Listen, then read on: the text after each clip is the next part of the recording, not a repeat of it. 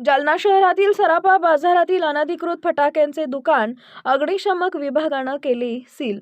आज दिनांक 19 रोजी शुक्रवारी सकाळी 11 वाजता मिळालेल्या माहितीनुसार जालना शहरातील सराफा बाजार परिसरात अनधिकृतपणे सुरू असलेल्या फटाक्याच्या दुकानांवर कारवाई करत महानगरपालिकेच्या अग्निशमक विभागानं दुकान सील केलं आहे।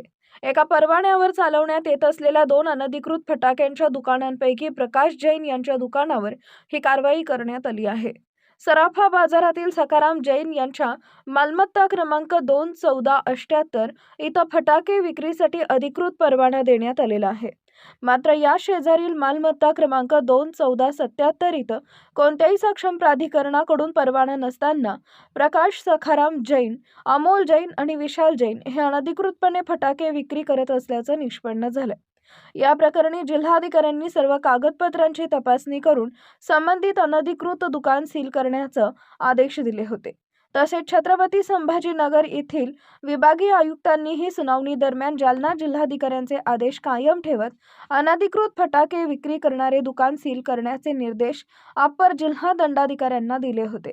त्या अनुषंगाने जालना शहर महानगरपालिकेचे मुख्य अग्निशमक अधिकारी यांनी पोलीस बंदोबस्तात प्रकाश जैन यांच्या अनधिकृत फटाके विक्री करणाऱ्या दुकानांवर सील ठोकला आहे।